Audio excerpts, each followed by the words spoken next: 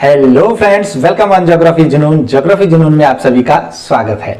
दोस्तों, हम पिछले वीडियो में कास्ट लैंडफॉर्म्स को पढ़ रहे थे और उसमें हमने चूने के प्रदेश में बनी हुई कुछ शिलाकृतियों को पढ़ लिया था। एक बार हम अगर रिवाइज करें तो हमने देखिए सिंक होल पढ़ लिया है, उसमें हमने लैपीज को पढ़ा है, टेरा रोसा को पढ़ा है, कोलैप्स सिंक को पढ़ा है, साथ में हमने उसमें विलियन रंध या स्वेलो होल को पढ़ लिया है, साथ में हमने उसमें सिंकिंग क्रीक को भी पढ़ लिया है।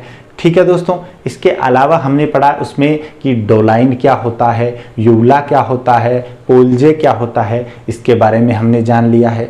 इसके अलावा हमने यू आकार की घाटी कैसे बनती है वो देखा, साथ में हमने देखा कि कास्ट गॉर्ज कैसे बनते हैं। ठीक है दोस्तों, तो इसके साथ हमने देख लिया ब्लाइंड वैली कैसी होती है, अंधी घाटी का निर्माण कैसे होता है। तो ऐसे हम कुछ स्थलाकृतियों को पिछले वीडियो में देख सके हैं। अब अगली स्थलाकृतियाँ जो हमारी बची हुई स्थलाकृतियाँ हैं उनको हम इस वीडियो में कवर करेंगे। तो हमारे जो लैंडफॉर्म्स हैं जो हमें चूने प्रदेश में देखने को मिलती हैं वो और कौन कौन सी स्थलाकृतियाँ देखने को मिलती हैं इस पे आज हम बात करते हैं। तो देखिए, अगली हमारी स्थलाकृति हम लेते हैं। अगली स्थलाकृति है हम्स। हम्स इसे बोला जाता है चूर्णकूट।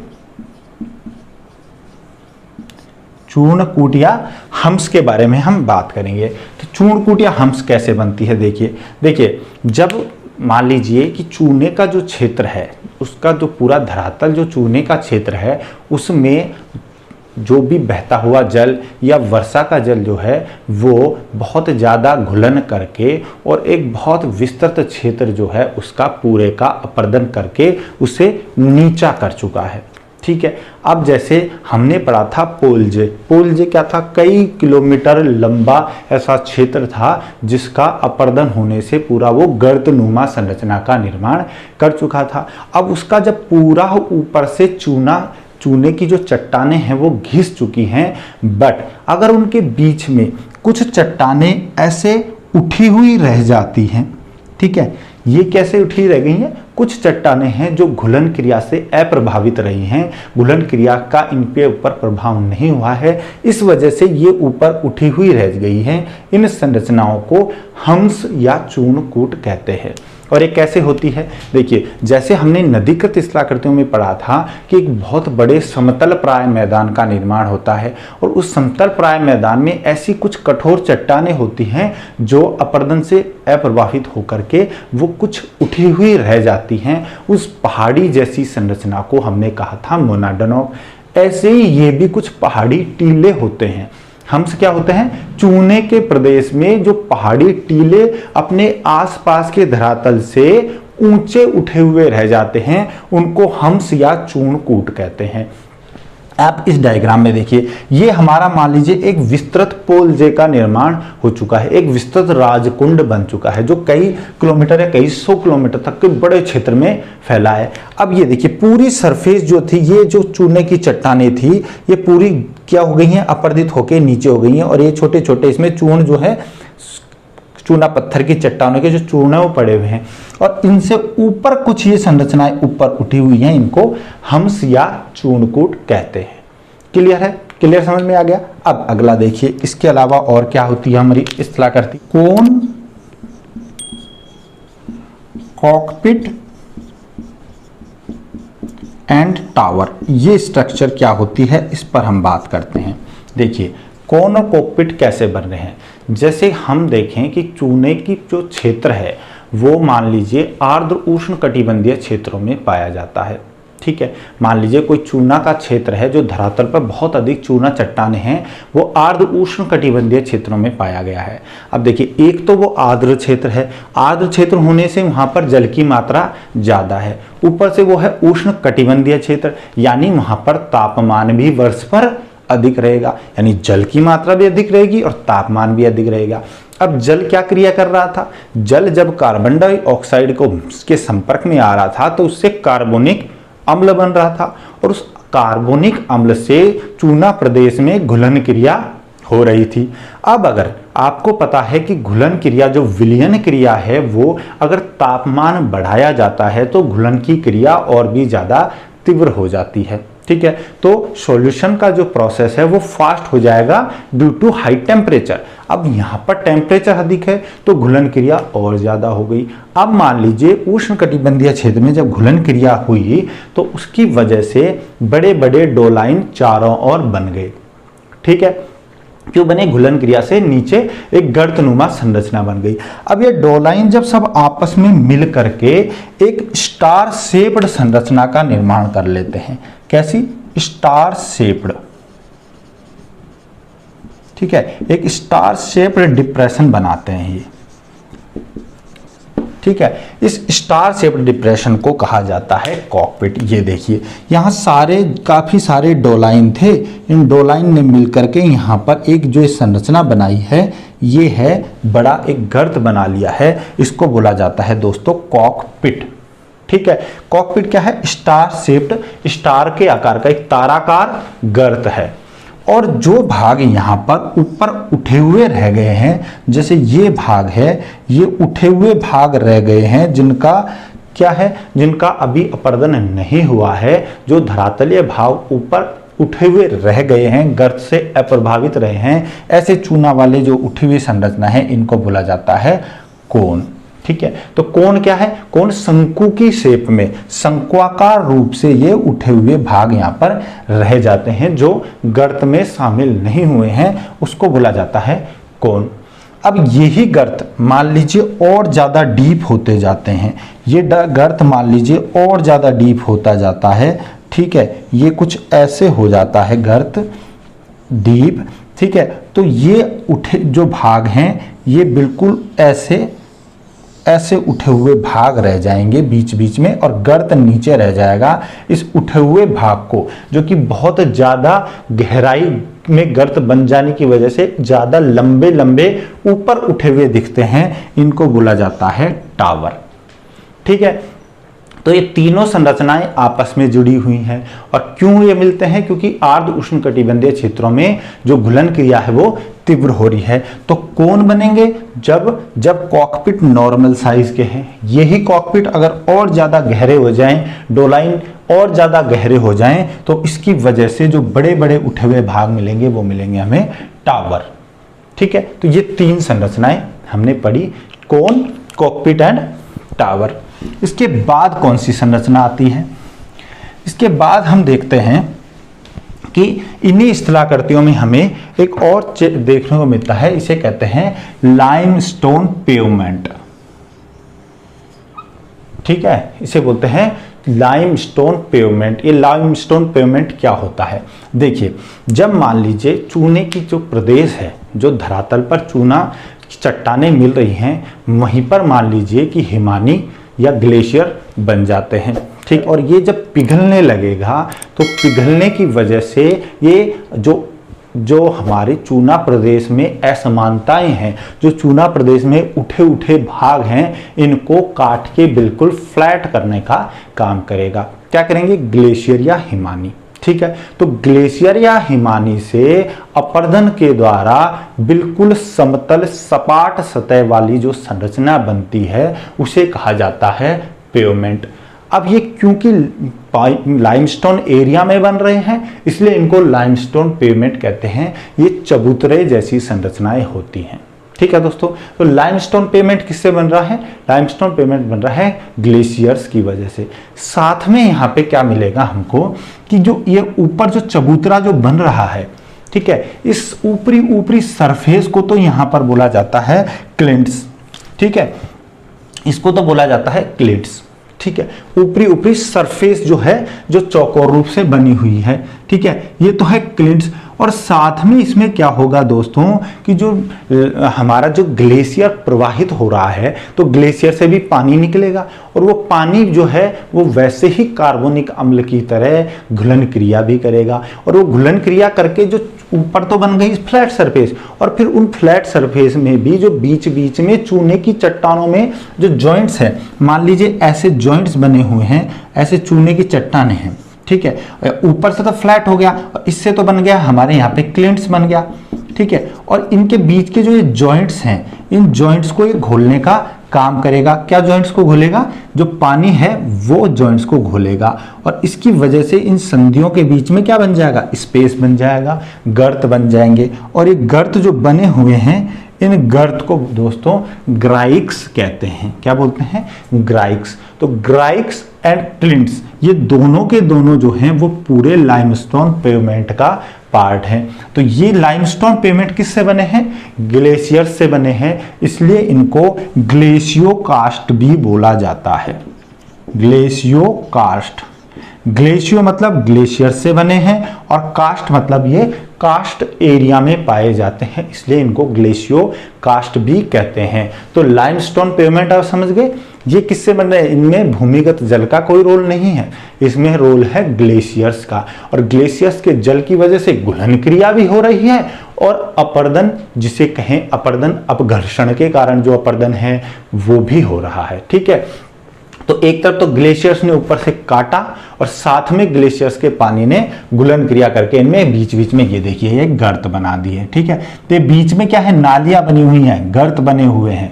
ठीक है, और ऊपर ये पूरा फ्लैट सरफेस है। फ्लैट सरफेस को क्लाइंट्स कह दिया और बीच में जो नालियां बनी हुई हैं इनको ग्राइक्स कहते हैं।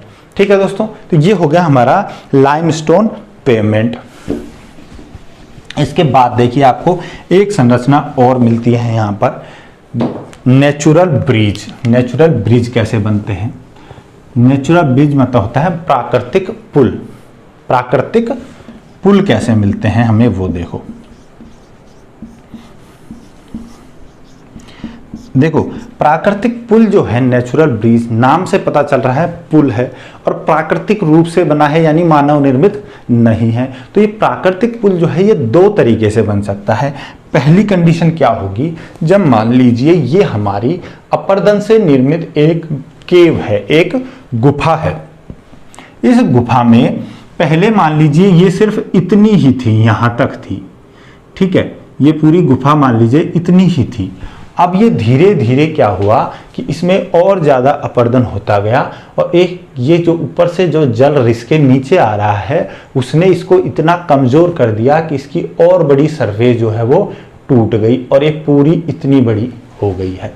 ठीक है, अब जो ये ऊपर ऊपर का भाग जो बचा है, जो गुफा के एक छोर से दूसरे छोर के ऊपर का जो भाग बचा हुआ है, इसको बोला जाता है नेचुरल ब्रिज या प्राकृतिक तटबंध, प्राकृतिक पुल। पुल क्या होता है? पुल क्या होता है? दो जगहों को जोड़ने का काम करता है। ठीक है, तो अब इसके नीचे तो है खाली जगह, पुल के नीचे खाली जगह होती है और वो दो धरातल के दो भागों को जोड़ता है पुल। ऐसे ही ये भी यहां से और यहां तक के भाग को जोड़ने का काम कर रहा है, इसलिए इसको नेचुरल ब्रिज या प्राकृतिक पुल कहते हैं। तो पहला तो बनेगा जब केव का आकार बढ़ जाएगा और उसका ऊपरी सतह जो है वो ज्यादा आकार में गिर चुकी होगी, तो सिर्फ धरातल के सबसे ऊपर की एक लेयर बचेगी, वो नेचुरल ब्रिज होगी। इसी तरह मैंने आपको बताया था कि जो स्वेलो होल होता है, उस स्वेलो होल के अंदर भी क्या है? जल रिस के नीचे चला जाता है। उसी तरह मान लीजिए ये एक स्वेलो होल है। ठीक है, इस स्वेलो होल में से पानी जो है वो अंदर धंस गया, अंदर रिस गया है और रिसने के बाद वो आगे जा करके और किसी दूसरे ही छिद्र से, दूसरे ही स्वेलो होल से बाहर निकल जाए। ठीक है, तो ये दो स्वेलो होल के बीच में धरातल का वो भाग जो अभी भी अपनी जगह पर बना हुआ है वो प्राकृतिक पुल कहलाता है। ठीक है, यानी ऐसे करके ये होगा, ऐसे मान लीजिए यहाँ पर एक स्वेलो होल है, दूसरा स्वेलो होल। इस स्वेलो होल में से जल इधर से निकला, इधर निकला, तो ये जो ऊपर का भाग बच गया है, जैसे यहाँ हमें ये देखने को मिल रहा है, ये नेचुरल ब्रिज का काम करता है, प्राकृतिक पुल का काम करता है। तो ये दो कंडीशंस होती हैं जिनमें नेचुरल ब्रिज जो है वो चूने प्रदेश में हमें देखने को मिलते हैं। ठीक है दोस्तों, तो ये हो गए हमारे चूने प्रदेश के प्राकृतिक पुल।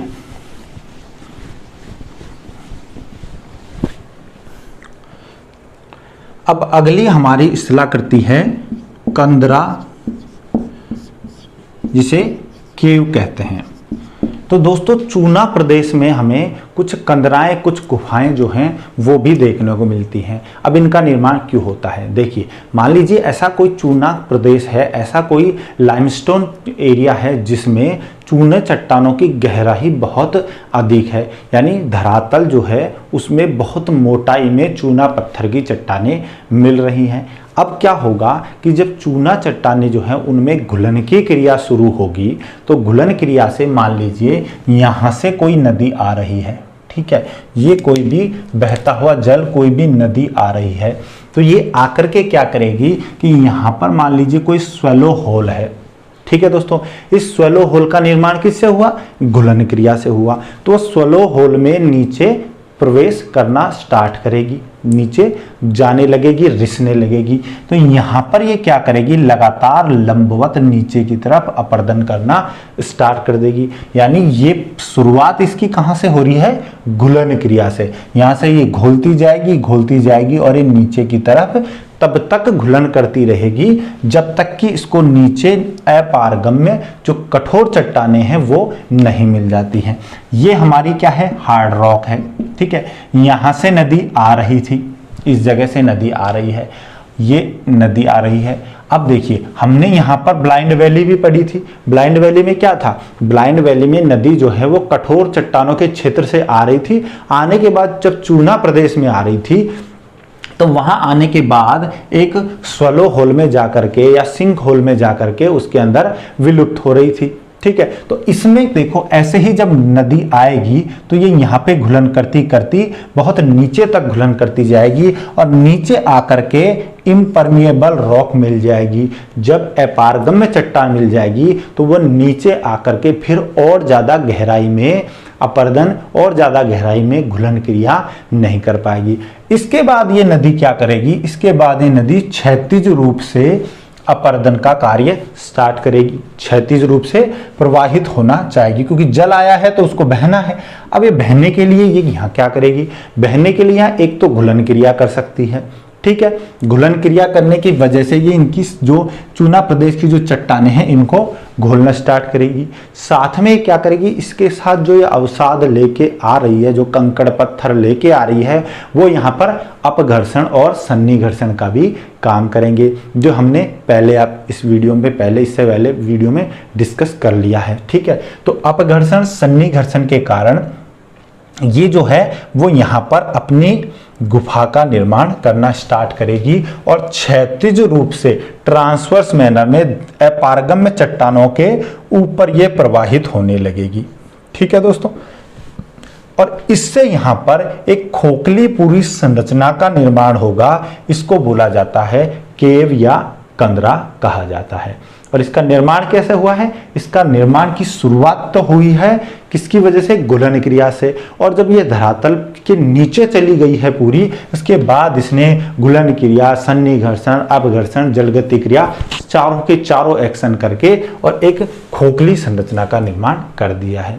अब यहाँ पर भी हमें कुछ संरचना और देखने को मिलती है। देखिए जब ये नदी प्रवेश करती है, मान लीजिए यहाँ देखें ये नदी बहती हुई आ रही है, ये नदी जब कई सारे मान लीजिए घोल रंध्रों में से प्रवेश कर रही है, एक में से भी कर सकती है, कई में से भी कर सकती है। मान लीजिए किसी घोल रंध्र यानी किसी स्वैलो होल में से आ रही है, तो इसमें प्रवेश करने के बाद यहाँ पर ये पूरे स्तंभ के रूप में, देखिए यहाँ पर बिल्कुल स्तंभ के रूप में है, खड़े रूप में जो संरचना का निर्माण कर रही है, ठीक है। यहाँ पे देख लीजिए या ये देख लीजिए, ये पूरी खड़ी खड़ी संरचनाओं का निर्माण कर रहा है बिल्कुल स्तंभ के रूप में। यहाँ पर जो एक ढाल नुमा संरचना अंदर जो छिद्र बना रही है, जो रास्ता बना रही है, उस रास्ता को कहा जाता है पोनोर, ठीक है। ये याद रखिए, पोनोर क्या है, पोनोर नदी के अंतर्गत होने का, अंदर भूमिगत होने का जो स्तंभाकार पूरा खड़ा हुआ एक ढालू रास्ता है, इस पूरे रास्ते को, ये जो रास्ता है दोस्तों, इसको बोला जाता है पोनोर। ये जो रास्ता है इसको पोनोर कहा जाता है, ठीक है। ये हो गया पोनोर। अब इसमें देखिए ये नीचे आकर के ये यहाँ करके इसने क्या किया, दोनों तरफ से, चारों तरफ से जो जल आया वो मिला और मिलके इसने यहाँ पर अपना और ज्यादा अपर्दन कार्य किया और केव का निर्माण कर लिया, ठीक है। अब यहाँ पर जब इतनी बड़ी केव का निर्माण हो चुका है तो इसमें मान लीजिए कि जो कठोर क्षेत्रों से जो ये नदी आ रही थी, ये नदी में जल और ज़्यादा मात्रा में आ रहा है। मान लीजिए बहुत ज़्यादा वर्षा हो रही है और जल की मात्रा बहुत ज़्यादा आ रही है, तो वो क्या करेगी, इस पूरी गुफा को भर के लाएगी। ठीक है, पूरी गुफा जो है, पूरी जो केव है, कंदरा है, इस कंदरा में होके जल प्रवाहित होगा और इससे कंदरा जो है उसकी चौड़ाई जो है, जिसकी ऊंचाई कह ले, ये खोखला भाग और ज्यादा बढ़ता जाएगा। और साथ में ऊपर से भी जल रिस के आ रहा है। जो धरातल का जो जल है वो भी ड्रिप्स के रूप में, बिल्कुल ऐसे जल बूंदे के रूप में रिस के इसमें मिलता जा रहा है। साथ में हो सकता है कि यहाँ पर अपारगम्य चट्टान थी और अपारगम्य चट्टान के ऊपर क्या मिलता है, भूमिगत जल के स्रोत होते हैं। धरातल में जहां अपारगम्य चट्टानें होती हैं वहां कुछ अपारगम्य चट्टानों के ऊपर भूमिगत जल जो है वो भी संचित अवस्था में होता है, वहां पे स्टोर्ड होता है। तो वो संचित जल भी इसमें मिल जाएगा और यहाँ पर बड़ी सारी एक कंदरा का निर्माण करेगा। अब इस कंदरा में हमको साथ में कुछ और स्थलाकृतियां देखने को मिलती हैं जो अपर्दन का परिणाम ना होके निक्षेपण का परिणाम है। ठीक है दोस्तों, ये सब इरोजनल लैंडफॉर्म ना होके अब जो हम पढ़ेंगे वो सब है डिपोजिशनल लैंडफॉर्म्स। ठीक है, तो कौन कौन सी यहाँ पे हमें निक्षेपात्मक स्थलाकृतियां भी देखने को मिलती हैं। पहली बात तो निक्षेपात्मक स्थलाकृतियां मिलेंगी क्यों, देखिए जब पूरी गुफा में भर के आ रही है, ओवरफ्लो होके चल रही है, तब तो यहाँ पे कोई निक्षेपण होने की संभावना होती नहीं है। क्यों नहीं होती, क्योंकि यहाँ पे निक्षेपण तो तब होगा ना जब जाकर के जल कहीं जगह छोड़ेगा। ये तो पूरा जल इसको एक साथ जो भी कुछ ऊपर से आएगा उसको अपने साथ बहा के ले जाएगा, तो निक्षेपण की तो क्रिया हो ही नहीं सकती। पर मान लीजिए कि अब यहाँ से नदी जो है उसमें जल की मात्रा हो गई है कम, और यही होता है, जल की मात्रा धीरे धीरे कम हो गई है। अब जल की मात्रा कम होने की वजह से जल का स्तर बहुत कम हो गया है, गुफा के अंदर, केव के अंदर जल स्तर कम हो गया है। और साथ में यहाँ पर देखिए, मान लीजिए केव के अंदर तो जल स्तर कम है ही, साथ में ऊपर से हम जब ऊपर से रिसते हुए जल को देख रहे हैं तो ये जल जो है वो कैसे आ रहा है, रिस करके अपने साथ चूना लेके आ रहा है। ठीक है, ऊपर से रिसके हमने देखा है, ऊपर से धरातल से रिसके भूमिगत होने के लिए जो जल आ रहा है वो चूना ला रहा है, और ये चूना आकर के साथ में ला रहा है जल के साथ कार्बन डाइऑक्साइड। ठीक है, तो कार्बन डाइऑक्साइड जो कि कार्बोनिक अम्ल बनाने में काम आ रही थी, वो अब कार्बन डाइऑक्साइड इस जल में से मान लो निकल गई है। ठीक है, वो भी निकलेगी ही कार्बन डाइऑक्साइड। और साथ में यहाँ पर जो भी इवेपोरेशन की क्रिया है, जो वाष्पीकरण है, वो भी जारी है। तापमान अच्छा हो गया, तापमान अधिक है, इसकी वजह से क्या है, इवेपोरेशन हो गया, जल वाष्पीकृत हो रहा है। तो जल के वाष्पीकृत हो जाने की वजह से, जल से कार्बन डाइऑक्साइड के निकल जाने की वजह से ये जो चूना है वो कैल्शियम कार्बोनेट के रूप में कुछ तो निक्षेपण करेगा गुफा की रूफ के ऊपर, गुफा की छत पर, और कुछ है यहां से टपकते हुए, जब यहां ऊपर से रिसके नीचे टपकेगा, नीचे गिरेगा, तो उसकी वजह से इसकी जो फर्श है गुफा की, यहां पर भी कुछ निक्षेपात्मक स्थलाकृतियों का निर्माण होता है। ठीक है दोस्तों, तो इन जो निक्षेपात्मक और जो ऐसी स्थलाकृतियां बन रही हैं, जो डिपोजिशनल बन रही हैं लैंडफॉर्म्स, इन लैंडफॉर्म्स को जो कंदरा के अंदर हमें मिलती हैं, इनको सबको मिला करके बोला जाता है स्प्लियोथेम। स्प्लियोथेम्स कहा जाता है इनको। इसके अलावा इनको बोला जा सकता है ट्रेवर्टाइन्स। ठीक है, तो इनको स्प्लियोथेम या ट्रेवर्टाइन बोलते हैं। और स्प्लियोथेम और ट्रेवर्टाइन क्या होते हैं, जितनी भी निक्षेपात्मक स्थलाकृतियां हमें केव के अंदर दिखाई देती हैं उन्हें स्प्लियोथेम या ट्रेवर्टाइन कहते हैं। अब हम इनमें एक एक स्थलाकृति को देखते हैं कि कैसे ये स्थलाकृतियां बनती हैं। ठीक है, तो स्प्लियोथेम और ट्रेवर्टाइन तो हो गई हमारे दोनों जो संरचनाएं दिख रही हैं। अब इनमें भी अगर हम वो करें, पार्टीशन करें, तो जो ऊपर छत से लटकती हुई जो भी स्थलाकृति मिलेगी ना, छत से लटकती हुई हमें कोई भी स्थलाकृति मिलेगी जो रूफ पे लटक रही है, उसको बोला जाता है ड्रिप स्टोन। ठीक है, ये ड्रिप्स के रूप में आता है, ऊपर से ड्रिप्स जल की बूंदों के रूप में आ रही है चूने की चट्टानों में से जो जल की बूंदें रिस के नीचे आ रही है वो अपने साथ चूना लेके आ रही है और कैल्शियम कार्बोनेट के रूप में उसका डिपोजिशन हो रहा है। इन्हें ड्रिप स्टोन्स कहा जाता है। ठीक है, अब इनमें सबसे पहली संरचना जो हम देखते हैं वो है स्टैलेक्टाइट। ठीक है, इसे बोला जाता है स्टैलेक्टाइट। ठीक है,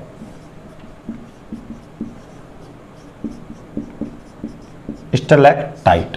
ठीक है, अब ये देखते हैं स्टैलेक्टाइट कैसे बन रहा है। देखिए, ऊपर से जल जब रिसते हुए आ रहा है तो वो अपने साथ क्या ला रहा है, चूना ला रहा है, और ये चूना जो है वो धीरे धीरे यहाँ बूंद के साथ आकर के इवेपोरेशन हो जाने पर, चूंकि पानी तो अब उड़ जाएगा और उड़ने के साथ साथ यहाँ पर चूने का डिपोजिशन होता जाएगा और ये चूना जो छत पे जम रहा है ये धीरे धीरे धीरे धीरे धीरे धीरे जमते हुए नीचे की ओर, किसकी तरफ, फ्लोर की तरफ, नीचे जो फर्श है इसकी तरफ बढ़ने लगेगा। एक के ऊपर एक के ऊपर एक कंटिन्यू जमता जाएगा।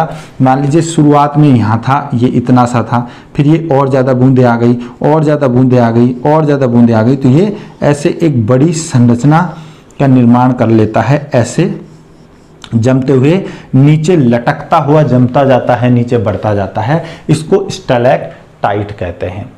ठीक है, स्टैलेक्टाइट। और इसी के साथ जैसा होता है स्टैलेग्माइट। ठीक है, स्टैलेग्माइट। मगर इसका क्या डिफरेंस है? स्टैलेग्माइट तब बनेगा जब मान लीजिए यहां से जो ऊपर से जो बूंदें आ रही हैं उसमें जल की मात्रा ज्यादा है। मतलब ये तो यहां पे जम रहा था जब तो ये थोड़ा सा सांद्र था। ठीक है, यहाँ पर इसकी जो सैचुरेशन थी, सांद्रता जो थी वो ज्यादा थी, इस वजह से ये इजीली जल इवेपोरेट हुआ और ये यहीं जम के रह गया, नीचे टूट के नहीं गिरा। बट मान लीजिए आगे हम ऐसी कोई संरचना देख रहे हैं जब ऊपर से जो रिस करके जल आ रहा है, ऊपर से जो चूना भी आ रहा है उसके साथ, वो बहुत ज्यादा आर्द्र है, बहुत ज्यादा उसमें जल की मात्रा है, तो वो जल इतनी ज्यादा है कि वो यहाँ पर आप चिपक नहीं पाएगा। उसमें चूना तो कम है और जल ज्यादा है, वो यहाँ पर चिपक नहीं पाएगा और वो यहाँ से कंटिन्यू नीचे बूंद के रूप में गिरता जाएगा। अब ऊपर से जो आ रहा है, यहाँ से जो बूंदें गिर रही हैं वो नीचे यहाँ पर जमा होने लग रही है, ऊपर से गिरेगा यहाँ और ये धीरे धीरे धीरे धीरे ऊपर की तरफ छत की ओर बढ़ने लगता है। तो स्टैलेक्टाइट तो ऊपर से लटकते हुए नीचे आ रहा था फर्श की तरफ, और जो स्टैलेग्माइट है वो फर्श पे डिपॉजिट होता है, चूना नीचे आके डिपॉजिट होता है, फिर इसमें से इवापोरेशन हो गया, वाष्पीकरण हो गया, ये सूखने लगेगा, धीरे धीरे धीरे धीरे ये ऊपर की ओर बढ़ने लगेगा। और इनमें दोनों में अगर देखा जाए तो स्टैलेक्टाइट जो हैं वो अपेक्षाकृत ज्यादा बड़े होते हैं और इसके दो कारण हैं। पहला कारण, यहां से जो रिस्क आ रहा है उसमें एक तो चूने की मात्रा ज्यादा है, जब चूने की मात्रा ज्यादा है तो इसकी संरचना बड़ी बनेगी। दूसरा, क्योंकि ये क्या है, किसके साथ साथ इसके बिल्कुल गुरुत्वाकर्षण बल के कारण नीचे लटक रहा है, तो इसलिए ये क्या होगा, ये किनारों ये ज्यादा फैल के ना होके और ये आगे की तरफ देखिए लंबाई में ज्यादा बढ़ेगा। इसलिए स्टैलेक्टाइट जो होता है ये लंबा होता है, किससे, स्टैलेग्माइट से, क्योंकि स्टैलेग्माइट जो है इनका बेस थोड़ा सा ज्यादा बड़ा हो जाता है। एक तो इसमें चूने की मात्रा कम है क्योंकि जल मात्रा ज्यादा है, तो इसको एक तो सूखने में टाइम लगेगा, इसलिए स्टैलेक्टाइट ज्यादा लंबे होते हैं, स्टैलेग्माइट कम लंबे होते हैं। ठीक है दोस्तों, ये कहाँ मिल रहे हैं हमें, केव के अंदर। साथ में आप इसमें एक और देखेंगे कि मान लीजिए ये स्टैलेक्टाइट लगातार बढ़ रहे हैं, बढ़ते बढ़ते बढ़ते बढ़ते ये नीचे आ गए हैं। ठीक है, नीचे बिल्कुल ये टच कर गए हैं फ्लोर को। जब ये फ्लोर को टच कर गए हैं और पूरा छत से लेकर के और नीचे फ्लोर तक, रूफ टू फ्लोर, पूरा छत से लेकर के और फ्लोर तक एक पूरा स्तंभाकार एक संरचना का निर्माण हो जाएगा और इसको बोला जाता है पिलर। ये देखिए पिलर बन रहा है। ठीक है, तो पहली कंडीशन, जब स्टैलेक्टाइट लगातार नीचे छत की ओर बढ़ते रहते हैं और बढ़ते बढ़ते ये छत नहीं एक्चुअली फर्श की ओर बढ़ते रहते हैं, तो बढ़ते बढ़ते ये जब फर्श पे पहुंच जाते हैं तो एक स्तंभ या पिलर का निर्माण होता है, इसे बोलते हैं केव पिलर या कंदरा स्तंभ। ठीक है, अब मान लीजिए इसका अपोजिट भी हो सकता है, स्टैलेग्माइट भी धीरे धीरे ऊपर बढ़ते बढ़ते और ये जा करके छत से मिल सकते हैं। ठीक है, एक तरफ तो स्टैलेक्टाइट नीचे आ रहे थे, अब स्टैलेग्माइट ऊपर जाएं और ऊपर जाकर के ये भी अगर गुफा की छत से मिल गए, ठीक है, तो इसकी वजह से भी यहाँ पर पिलर का निर्माण हो सकता है। इन्हें कहते हैं केव पिलर। तीसरी कंडीशन क्या हो सकती है? तीसरी कंडीशन ऐसे हो कि ऊपर से तो स्टैलेक्टाइट आ रहा था, ठीक है, यहां से तो स्टैलेक्टाइट आ रहा था और नीचे जो यहां से बन रहा था वो स्टैलेग्माइट बन रहा था, ठीक है। स्टैलेक्टाइट ऊपर से आ रहा है, स्टैलेग्माइट नीचे से आ रहा था और ये दोनों आते आते आपस में एक दूसरे से जुड़ गए, ठीक है। तो इसे कहा जाएगा केव पिलर या केव स्तंभ, ठीक है दोस्तों। तो ये तीन संरचनाएं ये हो गई। इसके बाद हम कौन सी संरचना देखते हैं? इसके अलावा हमारी एक संरचना आती है हेलिसाइटिस। हेलिसाइटिस क्या होता है और हेलिग्माइटिस क्या होता है? देखिए, हेलिसाइटिस क्या होता है?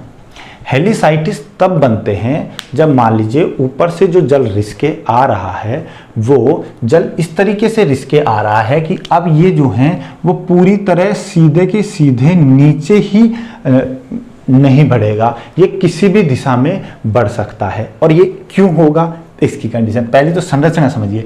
जो हमारे स्टैलेक्टाइट थे वो तो क्या थे?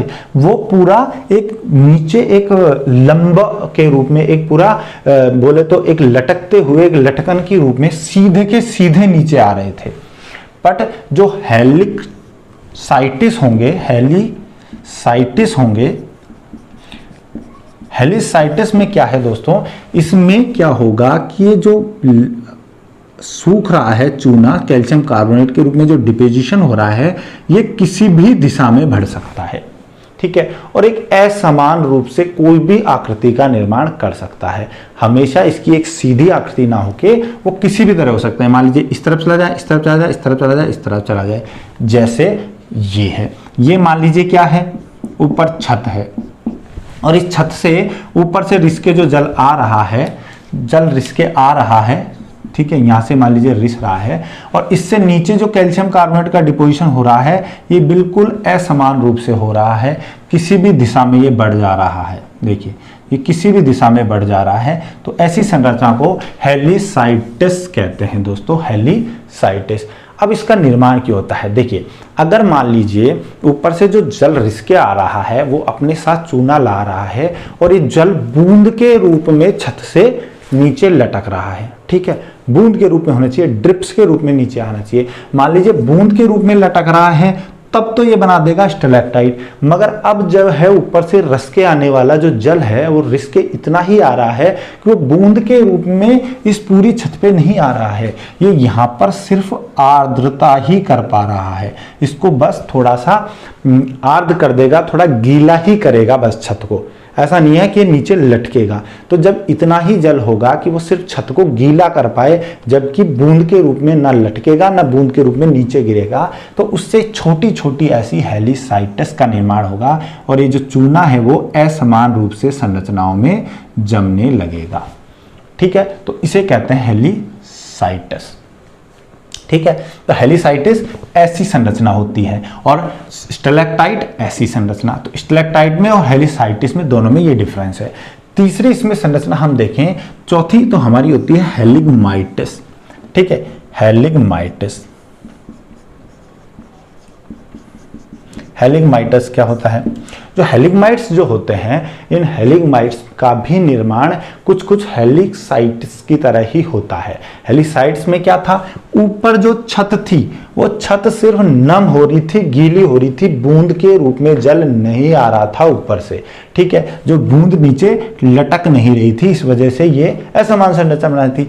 ठीक वैसे ही मान लीजिए ये जो पूरी फ्लोर है, ये पूरी जो फर्श है, इस पे अब जल जो है वो खत्म हो गया है, नदी विलुप्त हो गई है, नदी की में जल की मात्रा समाप्त हो गई है, मगर यहाँ थोड़ी थोड़ी नमी अभी बनी हुई रह रही है। तो इस नमी की वजह से क्या होगा? इस नमी की वजह से नीचे जो चूना, जो अपर्दन के कारण नीचे जो जमाव हुआ था चूने का, जो ऊपर से आया था, वो कुछ मात्रा में जो फर्श पे बिखरा हुआ है, ये चूना भी ऐसे ही असमान संरचनाओं का निर्माण फर्श पर करेगा, उनको हेलिग्माइटिस कहते हैं, ठीक है। तो हेलिग्माइटिस कुछ ऐसी संरचना होगी। ये मान लीजिए फर्श है, इस फर्श पर बस ये फर्श थोड़ी गीली है, अब यहाँ पर जल की मात्रा नहीं है, सिर्फ आर्द्र है, तो इसकी वजह से ये जो चूना जो है ये कुछ ऐसी असमान संरचनाओं में जमने लगेगा जो नीचे फर्श पर चूना है वो, ठीक है, क्योंकि यहाँ भी तो चूना ही है ना, चूने की तो चट्टानें थी जिनका अपर्दन हुआ था, तो यहाँ पे भी कुछ चूना है, वो ऐसे असमान संरचनाएं फर्श से ऊपर की ओर बनाएगा, जो साइडों में भी जा सकती है, सीधा ऊपर भी जा सकती है, ऐसे घुमाव भी ले सकती है, तो इन्हें बोला जाता है हेलिग्माइट्स, ठीक है। तो हेलिसाइट्स और हेलिग्माइट्स, हेलिसाइट्स ऊपर से लटकने वाली असमान संरचना और हेलिग्माइट्स नीचे से ऊपर बढ़ने वाली, फर्श पे बनने वाली असमान संरचना हेलिग्माइट्स हो गई, ठीक है। इसके अलावा यहाँ एक छोटी छोटी ऐसे संरचनाएं होंगी जो जल की कुछ कुछ बूंदें आई और उनके साथ बहुत कम चूना आया, तो वो छोटी छोटी बिल्कुल निडल जैसी संरचनाएं, बिल्कुल सुई के रूप में फर्श पर ऐसे ऐसे छत पर ऐसे संरचनाएं बनाएंगी, ठीक है। छत पे ऐसी पतली पतली नुकीली सुई जैसी संरचनाएं बनाएंगी, इनको बोला जाता है दोस्तों ड्रेप्स। क्या बोलते हैं? ड्रेप्स। ये देखिए ये छत है, इस छत से यहाँ पे जल की बूंदों ने ऐसी नुकीली असमान ऐसी पतली पतली सुई जैसी संरचनाएं बना दी हैं, इनको ड्रेप्स कहते हैं। तो ड्रेप्स क्या है? सुई जैसी संरचना। हेलिसाइट्स क्या है? ऊपर से लटकती हुई असमान संरचना। हेलिग्माइट्स नीचे से लटकती हुई असमान संरचना जो कि किसी भी दिशा में बढ़ रही है, ठीक है। तो इसे बोलते हैं ड्रेप्स और इसे बोलते हैं हेलिसाइट्स और इसे हेलिग्माइट्स, ठीक है। अब देखिए इसके अलावा हमें यहाँ पर और क्या संरचना देखने को मिलती है इसके अलावा। अब देखिए मैंने जितना भी आपको ये सारा जो बताया है ये तो थी मेन चीज़ें जो यहाँ मिलती हैं। इसके अलावा यहाँ पर बोलते हैं कि यहाँ पे कास्ट पूल भी मिल सकता है। मान लीजिए यहाँ अपर्दन बहुत ज़्यादा हो, ठीक है, इसकी तली में मान लीजिए यहाँ अपर्दन ज़्यादा हुआ और यहाँ पर एक पूल जैसी संरचना बन गई और इसमें जल जो है वो स्टोर यहाँ पे जमा हो गया, तो इससे क्या बोलते हैं? इसको बोलते हैं कास्ट पूल भी कहते हैं, ठीक है, या इसको केव पूल भी कह सकते हैं, केव पूल या कास्ट पूल भी कह सकते हैं। जो ऐसी कोई ज़्यादा इंपॉर्टेंट यहाँ पे संरचनाएं होती हैं, मेन है पिलर्स, स्टैलेक्टाइट्स, स्टैलेग्माइट्स, हेलिसाइट्स, हेलिग्माइट्स, ठीक है, और ड्रेप्स, ठीक है। ये सारी हमें संरचनाएं यहाँ पर देखने को मिलती हैं, ठीक है दोस्तों। तो हमने पढ़ लिया कि हमने जो पहले जो वीडियो में पढ़े थे कुछ संरचनाओं को हमने पहले वीडियो में कवर कर लिया था और अब हमने बाकी बची हुई संरचनाओं को कवर कर लिया है। हमने हम्स को पढ़ा, हम्स के साथ हमने पढ़ा कि किस तरीके से कॉकपिट, कोन और पिलर्स का निर्माण होता है। हमने पढ़ा कि लाइमस्टोन पेमेंट जिसे ग्लेशियो कास्ट भी कहते हैं वो कैसे बनती है